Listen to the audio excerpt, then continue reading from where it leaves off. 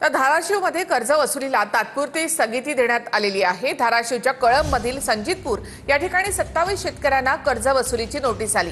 कुठेही वसुली करू देणार नाही, तसंच बँकांना निर्देश दिल्याचं मुख्यमंत्री देवेंद्र फडणवीसांनी स्पष्ट केलं। तर नोटीस दिल्यास बँकांना देखील ठोकून काढा असा आक्रमक पवित्रा विजय वडेट्टीवार यांनी घेतलाय।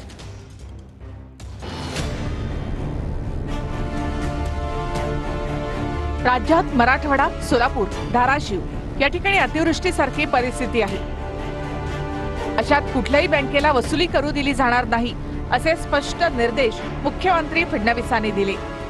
एकाच जिल्ह्यामध्ये अशा प्रकारे नोटीसच्या संदर्भात त्या ठिकाणी आणि काही नोटिसेस जुन्या आहेत, त्या नोटिसेसचं आमच्या निदर्शनास आलंय। तिथे बँकांना सांगितलंय, सगळीकडे बँकांना अतिशय स्पष्ट निर्देश दिलेले आहेत, कुठेही वसुली आम्ही करू देणार नाही।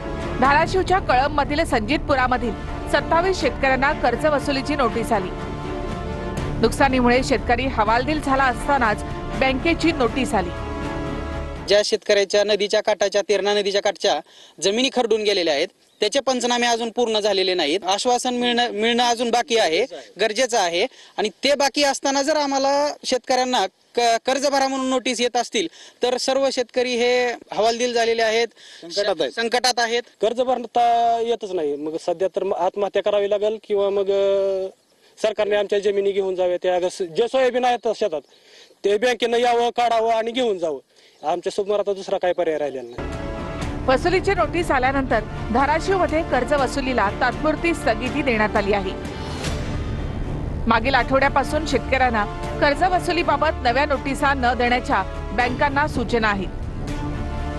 जिल्हाधिकारी कीर्ती पुजारा यांनी ही माहिती दिली आहे। दरम्यान धाराशिवमध्ये शेतकऱ्यांना आलेल्या नोटिशीनंतर वडेट्टीवार आक्रमक झाले। जर शेतकऱ्याला नोटीस देत असतील तर या बँकवाल्यांना बदलून काढा आणि सरकारचा माणूस येत असेल त्याला ठोकून काढा। कायदा हातात घ्या। आता लाज वाटत नाही काय? आणि सरकार काय झोपलाय काय? यांना आता तिकडे लक्ष नाही काय? किमान तर बँकांना पत्र तरी काढा, आदेश काढा की कोणी सक्तीची कर्ज वसुली करू नका म्हणून। शेतकऱ्यांना घाबरून सोडण्याचं काम ह्या बँका करतायत आणि प्रामुख्याने मृतांच्या टाळूवरचं लोणी खाण्यासारखा हा जर प्रकार बँका करत असेल तर त्यांच्यावर सुद्धा कारवाई करण्याचे निर्देश मी जिल्हाधिकारी कीर्तिकरण पुजारी यांना दिलेले आहेत। ज्या आपल्या कॅबिनेट मधल्या ज्या मंत्र्यांनी सहकारी बँकेचे घोटाळे केलेले आहेत, कोणी 70,000 कोटी, कोणी 10,000 कोटी, कोणी 5,000 कोटी, आणि हे तुमच्या कॅबिनेट मध्ये आहेत, आधी त्यांना नोटिसा पाठवा। तुम्ही पत्राचाळीमध्ये जवळपास 2,500 कोटींचा घोटाळा केला असा तुमच्यावर आरोप आहे।